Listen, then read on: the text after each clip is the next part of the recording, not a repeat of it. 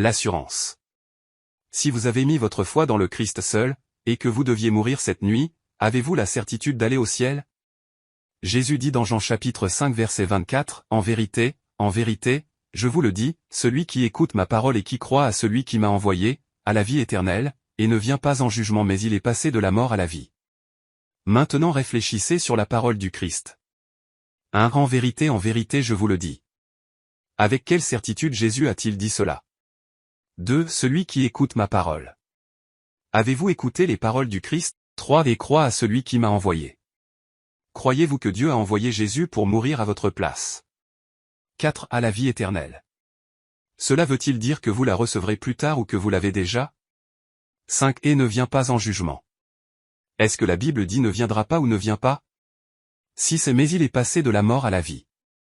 À quel moment passe-t-on de la mort à la vie? Selon ce verset, comment pouvez-vous être assuré que vous avez été vraiment sauvé? Choisissez la bonne réponse. 1. Vous pouvez être assuré que vous avez été vraiment sauvé si votre vie commence à changer, montrant que Dieu est vraiment entré dans votre vie. 2. Vous pouvez être assuré que vous avez été vraiment sauvé si vous portez le fruit de bonne œuvre. 3. Vous pouvez être assuré que vous avez été vraiment sauvé si, d'ici plusieurs années à venir, vous continuez à suivre le Christ. 4. Vous pouvez être assuré que vous avez été vraiment sauvé si vous avez écouté l'Évangile et l'avez cru. Voir 1 Jean chapitre 5 versets 10 à 13. Éternellement en sécurité. Si vous tombiez dans le péché demain ou dans un mois, serait-il possible que vous perdiez le don de la vie éternelle? La Bible nous dit dans Hébreux chapitre 10 versets 10 à 12 et 14 que c'est en vertu de cette volonté que nous sommes sanctifiés, par l'offrande du corps de Jésus-Christ, une fois pour toutes. Et tandis que tout sacrificateur fait chaque jour le service et offre souvent les mêmes sacrifices, qui ne peuvent jamais ôter les péchés. Lui après avoir offert un seul sacrifice pour les péchés, s'est assis pour toujours à la droite de Dieu. Car, par une seule offrande, il a amené à la perfection pour toujours ceux qui sont sanctifiés. Selon la Bible, pour lesquels de vos péchés Jésus a-t-il payé quand il est mort? Choisissez la bonne réponse. 1. Vos péchés passés. 2. Vos péchés passés et présents. 3. Tous vos péchés à jamais, passé, présent et futur. Selon ce verset, combien de fois êtes-vous sanctifiés, rendus saints par la mort de Jésus-Christ? 1. Une fois par semaine. 2. Chaque fois que vous confessez votre dernier péché et demandez pardon. 3. Une fois par mois. 4. Une fois pour toutes. La sécurité éternelle est la conclusion nécessaire de la mort de notre Seigneur. On ne perd pas le don de la vie éternelle à cause du péché. C'est justement la raison pour laquelle Christ est mort pour payer pour nos péchés. C'est parce qu'il est mort pour tous les péchés à jamais, passé, présent et futur, qu'il est capable une fois pour toutes de vous déclarer non coupable.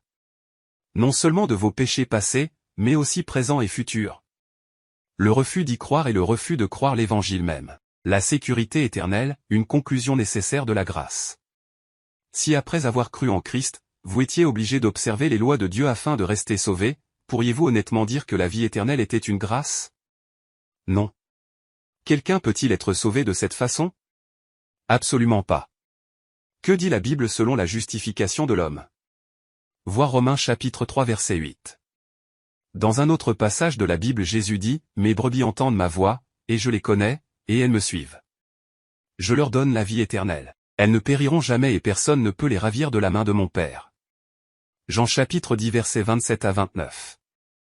Pour plus de passages sur la sécurité éternelle voir, Romains chapitre 8 versets 37 à 39, Éphésiens chapitre 1 versets 13 à 14, Jean chapitre 6 versets 37 à 40, Hébreux chapitre 13 verset 5. Allons-nous donc continuer à pécher?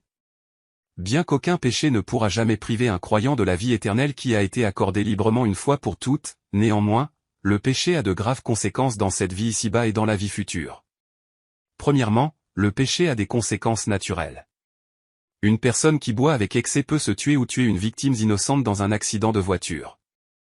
Quelqu'un qui s'engage dans des activités immorales peut contracter le sida et en mourir. Connaître Christ comme sauveur sauvera de l'enfer mais ne sauvera pas des conséquences naturelles d'une vie de péché ou de folie.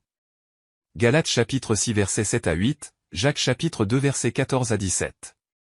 Deuxièmement, le péché a des conséquences éternelles. Un billet gratuit pour un événement sportif garantit l'accès au stade mais ne garantit pas une place au premier rang.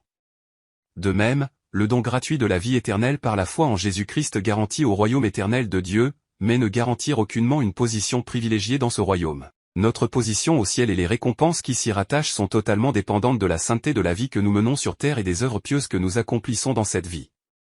1 Corinthiens chapitre 3 versets 11 à 17, chapitre 9 versets 24 à 27, 2 Corinthiens chapitre 5 versets 10 à 11. Tandis que les plaisirs liés au péché durant cette vie peuvent parfois paraître plus importants que l'espoir lointain de récompenses futures au ciel, les Écritures nous enseignent que ceux qui échangent leur héritage, leur future récompense au ciel contre les plaisirs liés au péché, pleureront un jour de manière incontrôlable lorsqu'ils verront les récompenses qu'ils auront perdues alors qu'ils poursuivaient leurs propres plaisirs scandaleux dans cette vie.